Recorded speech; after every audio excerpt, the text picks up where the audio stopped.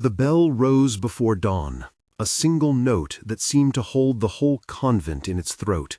It rang clear, twice, a call to matins and a summons to a community that had kept its rhythm for generations.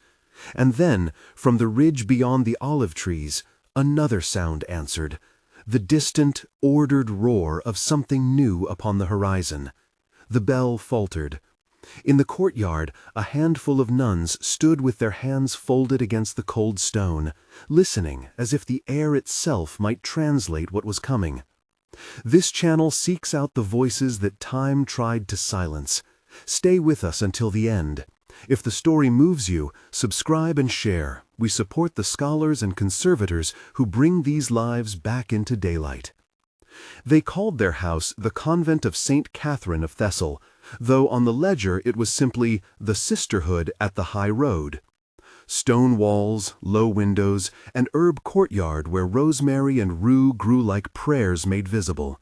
The convent kept its small commerce with the world by blessing the bread of travelers and tending a shrine whose icon was older than the living memory in the village. Sister Eleni, the abbess, moved through that narrow world as someone who had learned to measure days by the light that fell across the refectory table. She had been a nurse in a household long ago. When she spoke, people listened because she spoke with the quiet of someone who had held fevered hands through long nights. Magdalena was the youngest. She moved like a bird in the nave, quick to mind, quick with a smile that did not always reach her eyes. She kept a slim book of psalms bound in thread, and when there was work to be done, she hummed under her breath the same lines she had been taught as a child, phrases that folded stubbornly into her memory. Theodorus, older than the abbess, carried the weight of an age the others could not remember. She wore her years like a shawl and named the herbs by scent.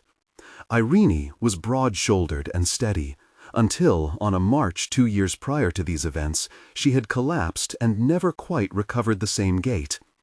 Callista had begun to look inward in the months leading up to the storm.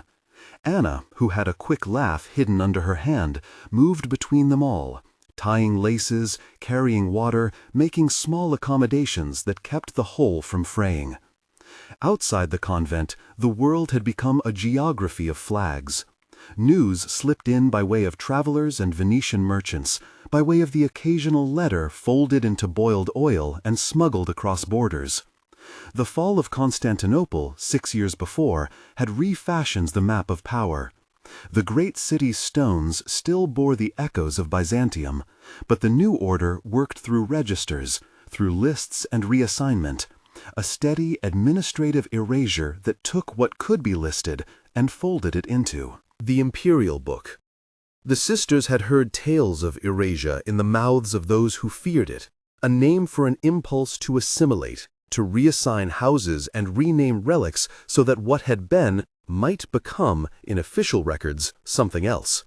When Hassan Pasha arrived at the convent, it was with the same measured courtesy he used when taking inventories in other places. He did not storm the gate. He came with a translator and a small retinue, his papers folded in a leather roll. He spoke of new orders from the capital, the redistribution of houses of religious women, the need to consolidate certain properties in service of the Sultan's programs. He spoke of offers.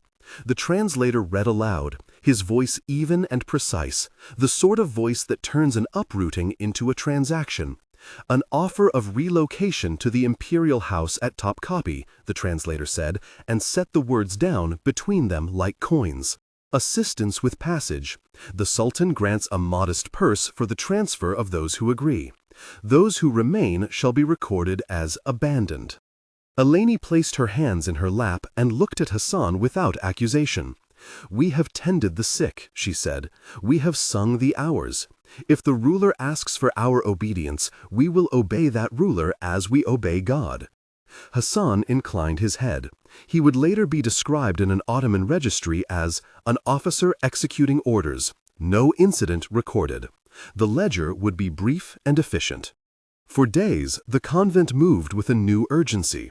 There was an inventory of what the sisters possessed, A few linens, a crucifix with a silvered face, the psalter bound in thread, the small chest of relics whose provenance no one remembered precisely. Objects that meant more to the community than their material value. The bell, which had been the voice of the house, was dismantled and lashed to a cart. Villagers watched with a quiet grief, for even those who had not been part of the convent's cloister felt the loss of its bell. The sound had been a marker of the village's days. "We will keep our office," Eleni said on the night before the departure, standing in the refectory with Magdalena and Theodorus. Her voice was not loud, it was the voice of someone naming what must be done. "We will keep the hours with what we know." Magdalena opened her psalter and let her fingers rest on a page where a sunflower had been pressed years before. She traced its faded outline. "If we are to be moved," she whispered, "let us carry the song." They took the road at dawn, walking between oxen and carts that smelled of damp straw and smoke. The countryside knew the taste of dust in the throat and the way horizons compressed into a thin line of heat. The sisters moved as a single body, a loose formation that tried to preserve the bond. Rituals of the house. They shared bread and water with the economy of people who had learned to limit appetite to hold on to sufficient strength for the next day. The march shortened some and lengthened others. On the third day, Irene's feet betrayed her. The fieldstones had not agreed with the gout that had settled in her joints. Anna took Irene's arm and steadied her.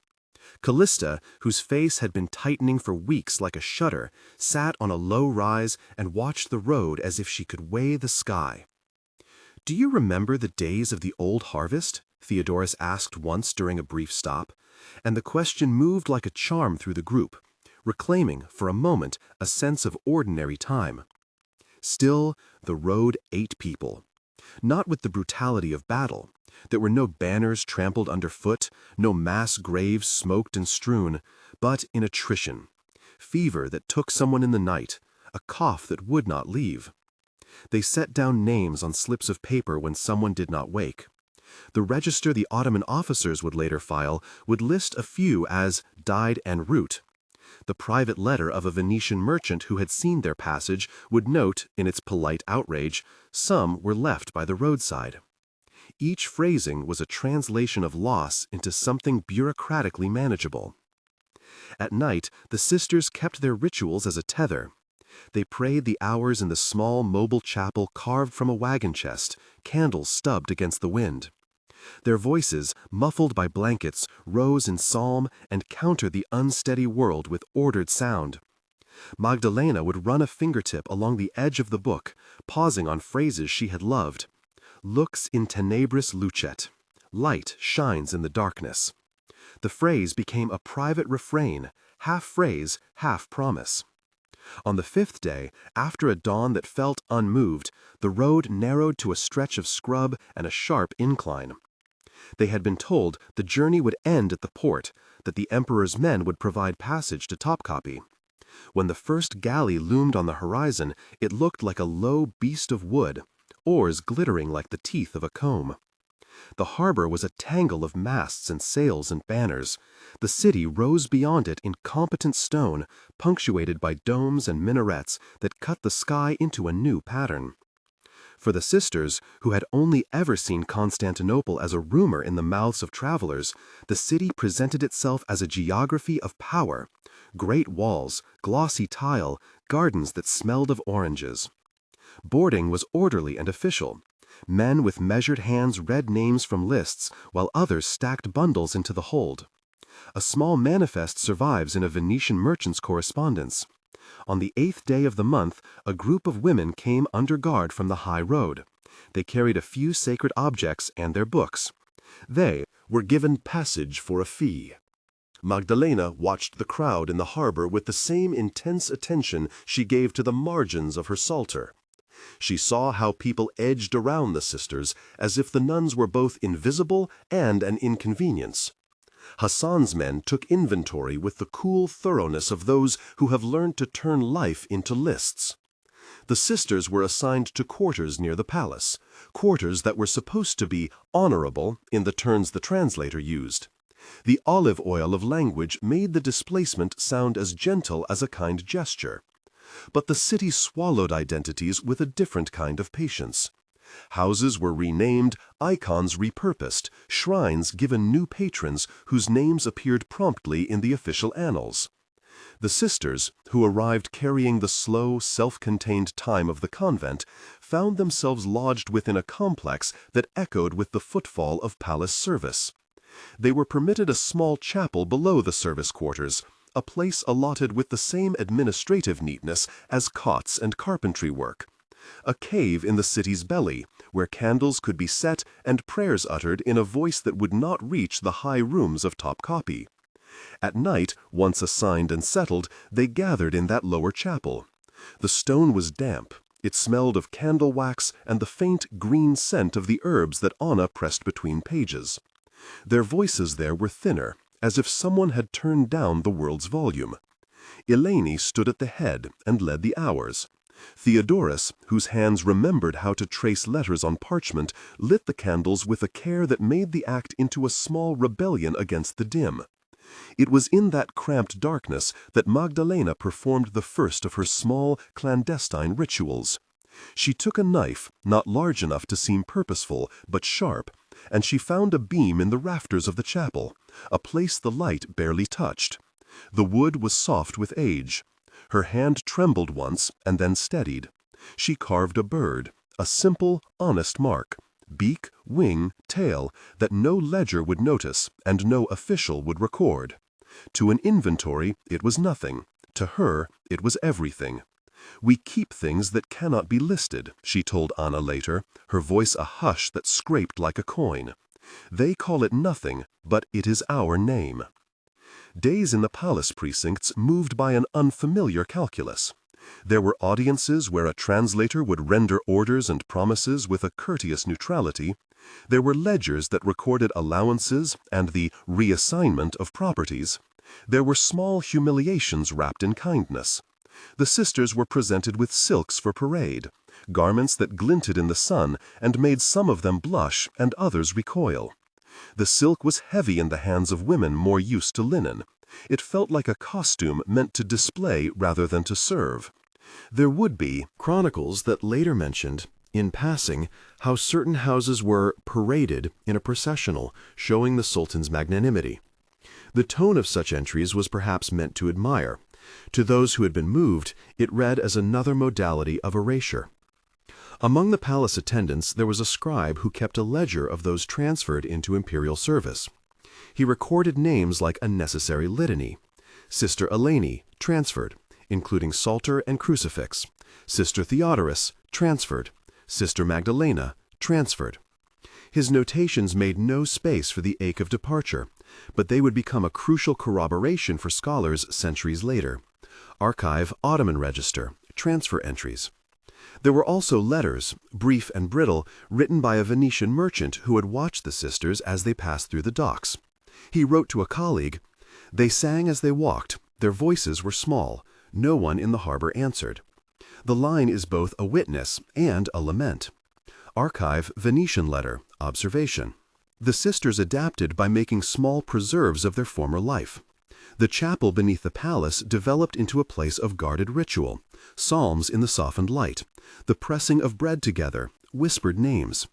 They folded their time into the hours and kept certain habits intact, as if habit could make a thing stubbornly real. In the corners they kept what they could, a fragment of painted wood that might have been part of an icon, a small silver plate with an inscription so worn it read only as a curve of letters. Magdalena continued to carve when she could. At first the marks were a bird, then a cross, then a short Latin phrase scratched into a beam so deep the wood would not forget it. She worked with the silence of someone engraving a promise into a surface meant for forgetting. Once, when Theodorus noticed her hands, she did not ask what the marks meant. Instead, she brought Magdalena a sliver of wax and a stub of candle, and together they would warm the wax and let it drip into a recess where fingerprints and initials could be pressed and held. There are moments when an archival fragment glows and tells us more than a dry ledger. A wax-smeared piece of wood, a scratched cross hidden behind a false wall. These are the things that make historians pause. They do not speak in full sentences.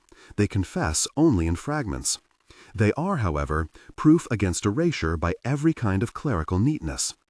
If you are still with us, consider how many such fragments go uncollected each year. Support for archival work and preservation can mean the difference between silence and recovery. Subscribe for more investigations like this one. Not all nights in the palace were simply long. Some carried an unease that made sleep a small mercy. The sisters awoke to the distant hum of the city, and to the sense that they were watched, by an administration that recorded everything worth recording. A translator would come, sometimes bearing an inked sheet that specified where the sisters could keep their candles, or what objectionable practices must cease. The language of order slid into daily life like a small, patient tide. On a cold morning, Magdalena awoke to a rumor clutched in a tray of bread. A new round of consolidations was being announced for houses deemed redundant to the Sultan's purposes. The word passed as a sort of hush-cloth. No one wanted to voice it fully. The sisters moved with the practiced serenity of people who refused to grant fear more space than it demanded. They rehearsed the hours, hairpinned, rosary beads wrapped in linen. There were also quieter resistances. A scribe in the palace took pity or curiosity and copied, in a small hand, a line or two from their psalter into the margins of a ledger. That scrap, an offhand human curiosity, was discovered centuries later by an archivist who noted that the handwriting did not belong to the clerks who kept the official books. The marginalia recorded a line of the psalm, Lux in tenebris lucet, light shines in the darkness. Archive, marginalia, palace ledger excerpt. As winter leaned in, the sisters' health frayed. Callista's resistance, once a quiet refusal to perform certain tasks, became a physical withdrawal. One night she rose from her cot and walked without complaint out into the service halls and did not return. They searched the corridors and found evidence only of a faint trail of footprints that faded into the gardens. The records later would say she had absented herself. Local rumor, preserved in a passing merchant's letter, suggested she had simply refused to be catalogued. When people disappear into the city, the language that survives often reflects the perspective of those writing the ledgers: absented, removed, disposed. The sisters had their own language of loss. She did not wake. She did not return. Names spoken aloud by others to keep them from falling entirely into silence. One evening, the abbess called them together and spoke not with force, but as one who must set the course for a household's heart. "We have been given new quarters, and we keep the office," she said, "but we will not let them make of us a story in their ledgers alone. We will remember who we are." It was during these nights that the chapel came to hold their private memory like a vessel. They took to leaving small items behind a false stone in the wall: a scrap of linen, a pressed leaf, a coin with edges worn smooth. They did this as if placing offerings into a hidden reliquary, not for display, but for survival. Magdalena carved into that same beam again and again, each time deepening a shape: first a simple bird, then a cross, then a phrase she had heard as a child. She did this when no one was watching, hands moving with the calm of prayer. The archive that would later unseal this story is itself a story of chance. In 2011, during a restoration beneath the imperial precincts at Topkapi, workers found a false partition. A conservator, examining the cavity with candlelight and careful gloved hands, pried loose a piece of wood and saw, scratched into the inner beam, a tiny flock of marks that at first looked like imperfections in the grain. Closer inspection disclosed deliberate incisions, crosses, a bird, and, finally, letters. The letters spelled a Latin phrase: Lux in tenebris lucet. Light shines in the darkness. Archaeological find. The discovery itself reads like a quiet miracle of persistence. A line of Latin preserved where officials had not thought to look. Wax traces pressed into corners that no one had dusted for generations.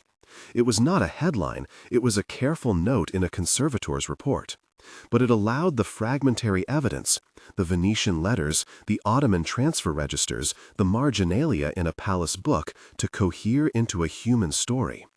Back in the chapel those years earlier, when the sisters thought of memory, they did not map it onto future proofs. Their resistance was a practice, not an archival strategy. They recited psalms, carved, and kept small tokens. They tried to make time slower, to fold one day's ritual into the next. Eleni would say, in her way, that a life lived in the hours was less likely to be swallowed whole. On the morning they were to be paraded through the city in a ceremonial procession, an act of display that the palace intended to read as acceptance, the sisters dressed in the silks they were given. The fabric shimmered and felt foreign against flesh more used to homespun. The procession was arranged with ostentation, attendants, banners, the slow, measured step of palace ceremony. The crowd watched from the street and from balconies. Some pressed forward to see, others kept a distance that resembled respect or indifference. For the sisters, the walk through the city's arteries was both a humiliation and a sermon. They were displayed, and yet, between their hearts, they carried the small carved bird and the cross scratched into a beam. Magdalena kept her hands folded against her chest and thought of the sea they had crossed. Its smell, the tilt of the galley, the watchful faces of oarsmen. She thought of the psalm that had become a chant in her memory, the Latin line that she had made into a private amulet, Lux in tenebris lucet.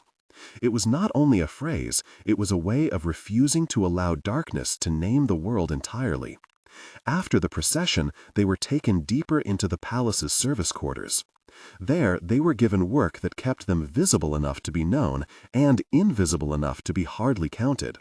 Tending small gardens, copying threads, preparing meals for households that never asked about the convent's history. Still, they made places for ritual.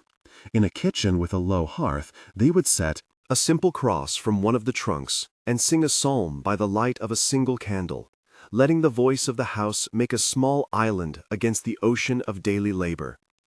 Each ritual was an act of naming.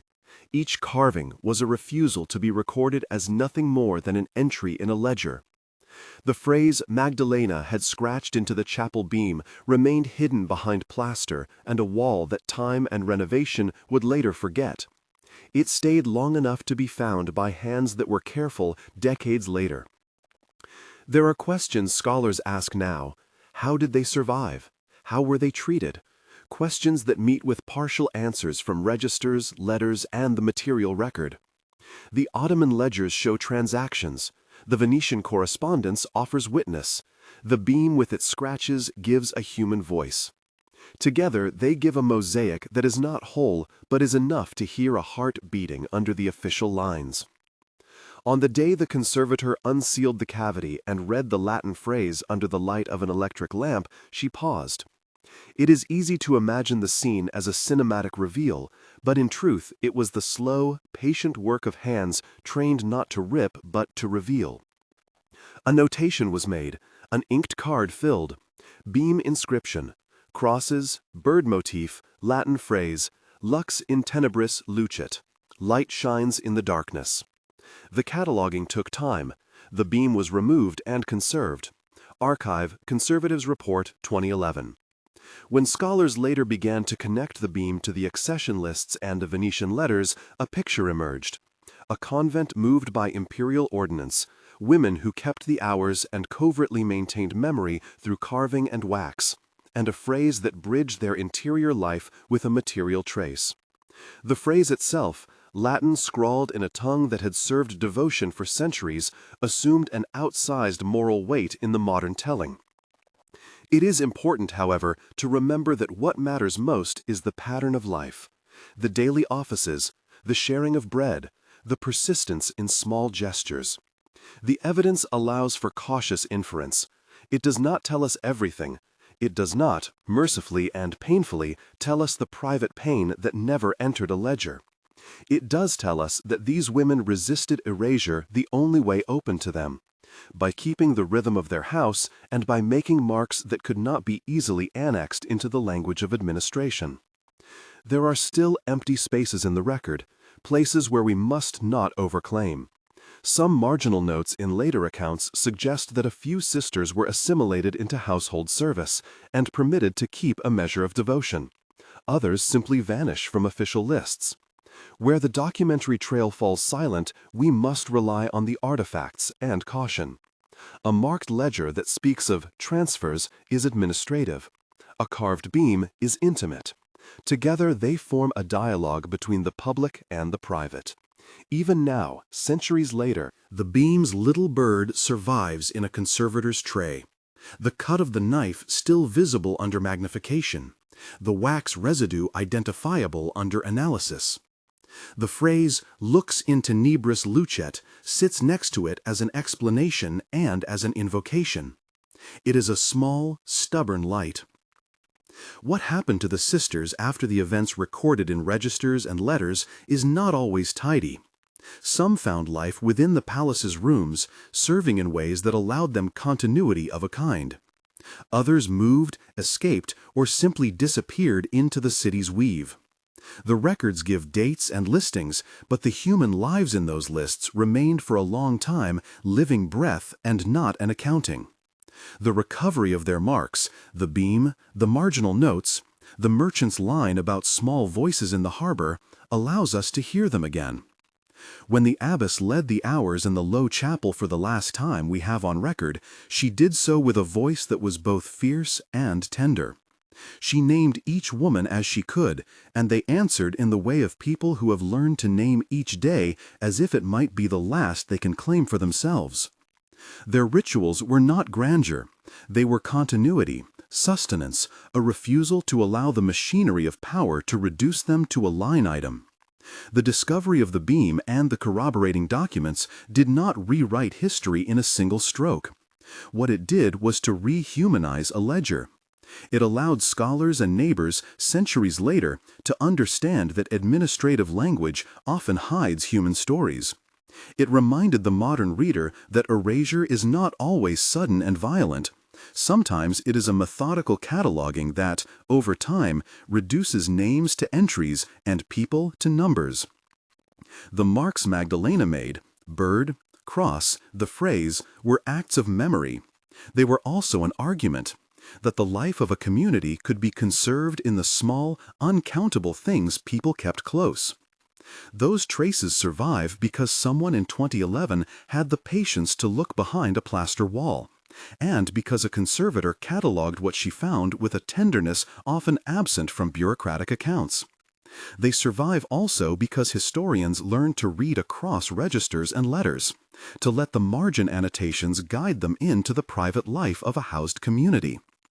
We end this stretch of the story where the beam meets daylight, a conservator's careful hands, a thin beam in a tray, the Latin phrase as both inscription and testimony.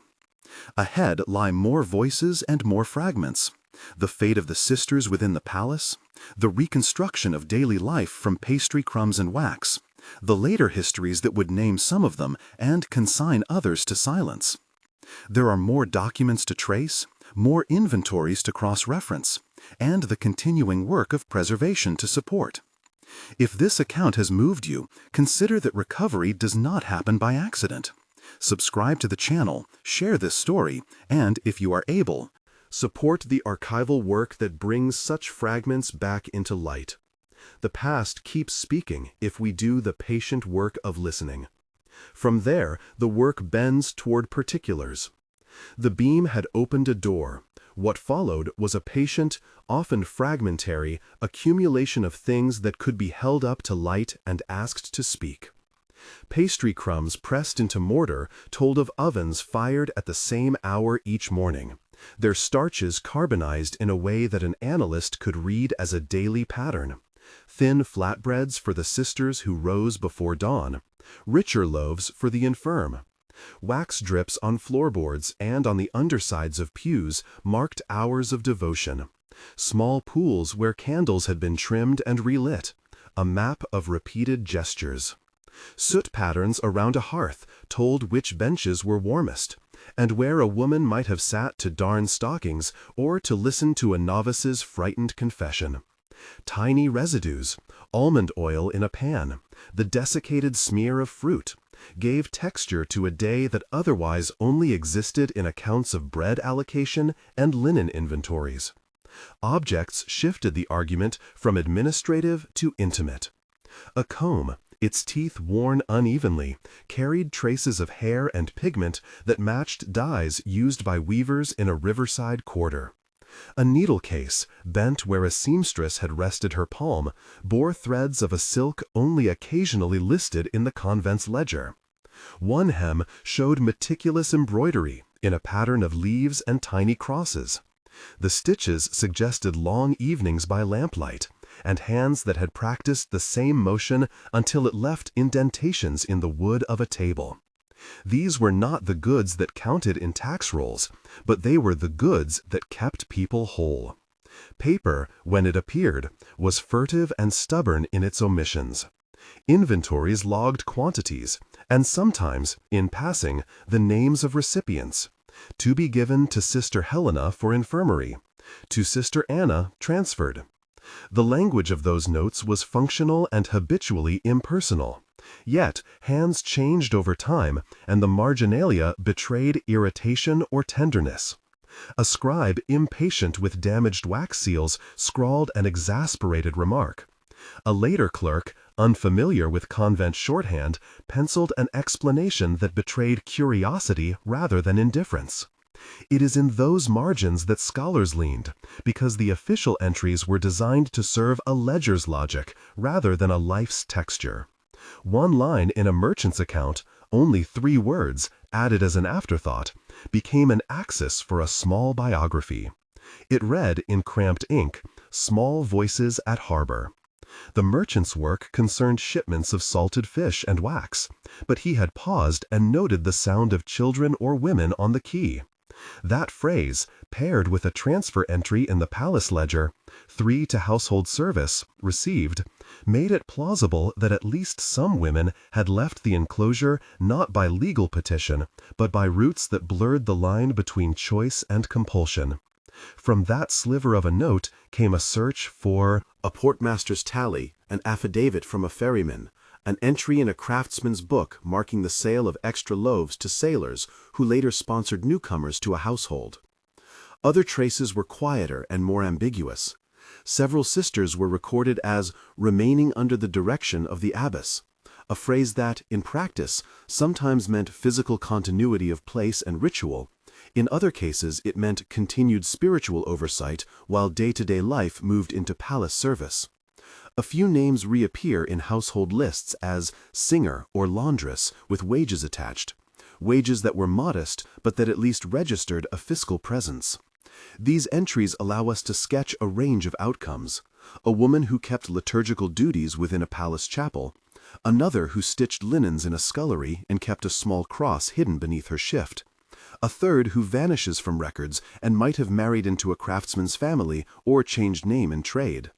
Not every vanishing was disappearance in the tragic sense.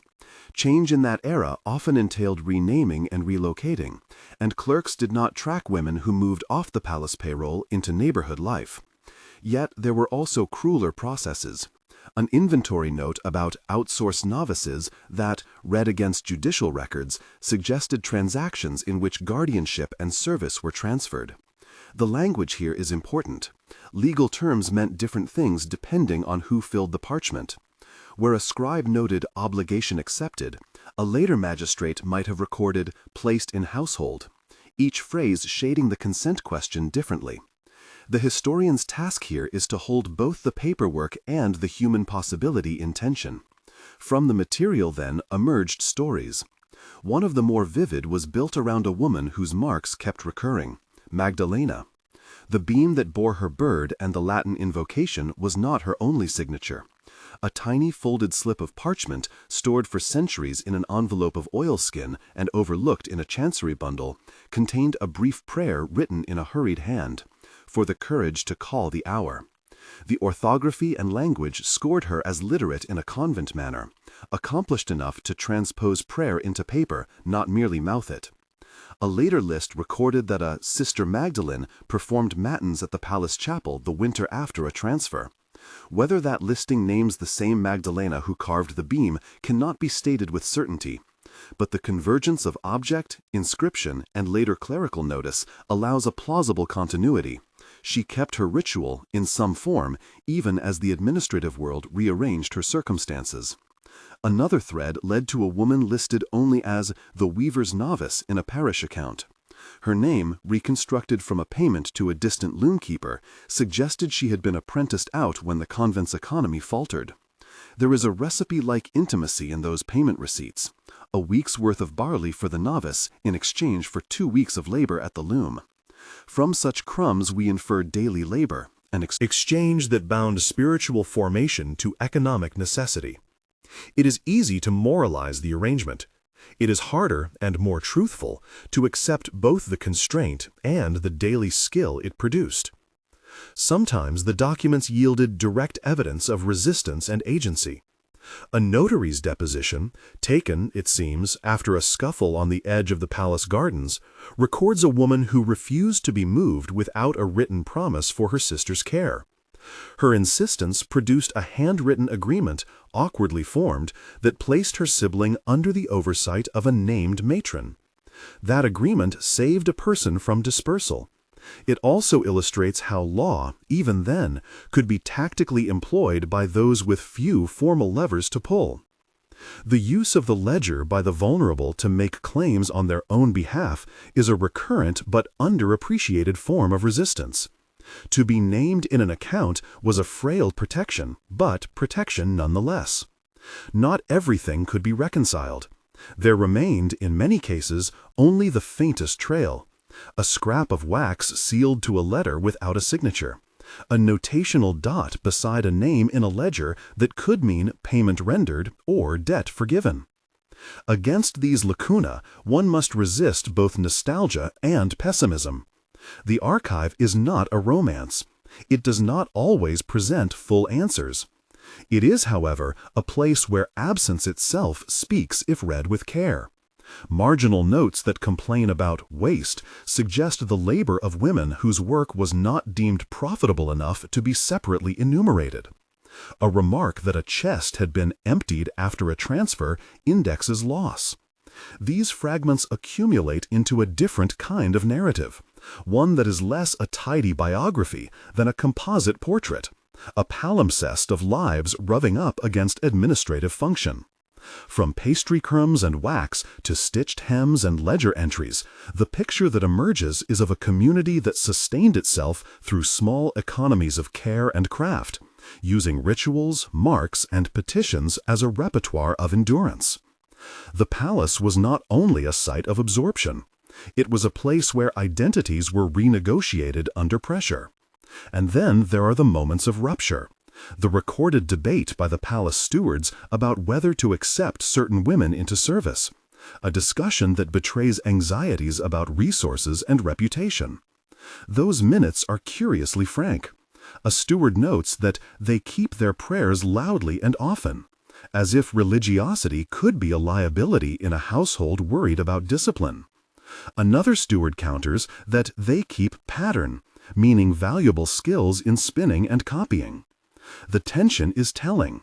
The same traits that made the sisters sustainers of interior life made them, in the eyes of some administrators, awkward assets in a palace that needed discreet labor more than visible devotion. From this uneasy matrix came individual acts that pushed back. A needlewoman refused to hand over a small stitched book when called upon, hiding it inside an oven wall until the household's attention turned elsewhere. A singer taught a child of a palace servant to murmur a hymn under the table, thus ensuring the text's survival beyond formal liturgy. These small acts, concealment, quiet teaching, careful naming, were calibrations of descent and survival, choices made in real time by people with limited options and deep loyalties. Finally, the archival chase circled back to the quay. The merchant's notation of small voices drew new attention when matched with a captain's diary that mentioned 3 women who had boarded a coastal galley bound for a town 2 days' sail away. The captain, practical, not sentimental, had recorded only the date and the fee, but a later notarial deposition from that other town shows receipts for 2 women accepted into household service there and one who is described only as given refuge. If these documents do indeed refer to sisters from the convent, they reveal a diffusion rather than a disappearance. People dispersed across households, some continuing devotional practices in private, others adapting to wholly different rhythms of work and family. Each new find reorients the questions we ask. Do we call these women survivors, collaborators, victims, agents? The answer is, often, all of the above in turns. The archive resists reduction. It offers, instead, a network of plausible lives that intersected with power in messy, human ways. The recovery work, conservation, paleography, cross-referencing, does not produce certainty but rather multiplies the voices to be heard. There are more fragments ahead, a stitched page sealed in wax, a ferryman's notation that refuses to be precise, a list of larders that places a woman's name under the heading kitchen. Each of those traces will be taken up, read against others, contested and sometimes affirmed. The beam's bird initiated the conversation.